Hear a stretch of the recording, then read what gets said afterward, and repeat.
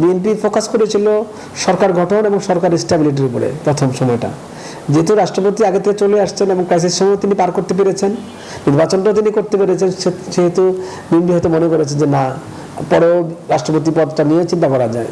কেন আগের আমলের রাষ্ট্রপতি এতদিন বহাল থাকলেন?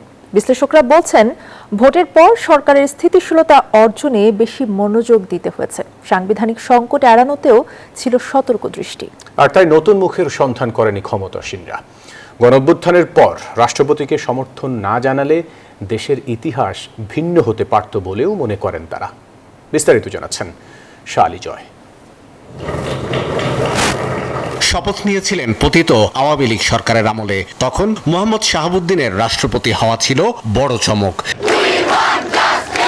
তার সামনে আরো বড় চমক হয়ে আসে ২৪-এর গণঅভ্যুত্থান। এরপর অন্তর্বর্তীকালীন, তারপর বিএনপির নির্বাচিত সরকার। রাষ্ট্রপ্রধানের দায়িত্বে সেই শাহাবুদ্দিনই অবশেষে ইস্তফা দিয়েছেন তিনি। সংসদ নির্বাচনের পর সাধারণত ক্ষমতাসীন দলের কেউ রাষ্ট্রপ্রধানের দায়িত্বে আসেন, কিন্তু বিএনপি সরকার গঠনের পর সেই পথে হাঁটেনি। কেন এমন কৌশল, তা নিয়ে হয়েছে বিস্তর আলোচনা। বিএনপি ফোকাস করেছিল সরকার গঠন এবং সরকার স্টেবিলিটির উপরে প্রথম সময়টা। যেহেতু রাষ্ট্রপতি আগে থেকে চলে আসছেন এবং ক্রাইসিস সময় তিনি পার করতে পেরেছেন, নির্বাচনটাও তিনি করতে পেরেছেন, সেহেতু বিএনপি হয়তো মনে করেছে যে না, পরেও রাষ্ট্রপতি পদটা নিয়ে চিন্তা করা যায়। আরেকটা কারণ হইতে পারে যে এনসিপির উত্থান, জামাত, এরা যেভাবে রাষ্ট্রপতিকে উৎখাত করে যাতে তারা কোনো সুযোগ না নিতে পারে, আবার বিপ্লবী সরকারের ধারণাটাকে ফিরে এনে। আন্দোলনকারীদের দাবি ছিল ২৪-এর গণ অভ্যুত্থানের পর মোহাম্মদ শাহাবুদ্দিনের পদত্যাগ, বঙ্গভবন ঘেরাও সহ নানামুখী কর্মসূচি দেখা গেছে তাদের। তারপরও রাষ্ট্রপতি পদের প্রশ্নে অটল থেকেছে বিএনপি। ২৪ পরবর্তী গণ আন্দোলনের নিয়ে তার যে আন্ডারস্ট্যান্ডিং বা রিডিং, ওই জায়গাটা হয়তো বিএনপি ভালোভাবে রিড করতে পারছে আর কি, যে কি থেকে কি হতে পারে।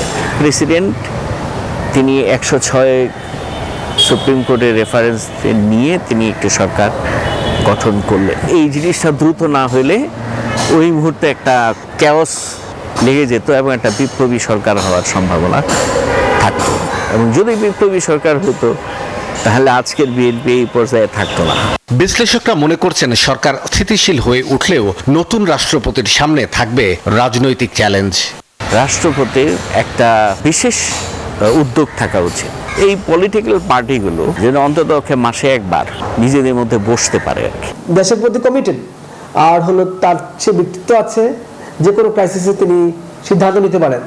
আর ফাইনালি হলো এমন ব্যক্তিত্ববোধ যেন মানুষ তাকে রেসপেক্ট করে এই জায়গায় তিনি থাকেন।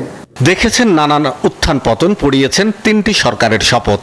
মোহাম্মদ শাহাবুদ্দিনের মেয়াদকাল দেশের ইতিহাসের বাঁক বদলের সাক্ষী হয়ে থাকবে বলছেন বিশ্লেষকরা। শাহ আলী জয়, নিউজ 24, ঢাকা।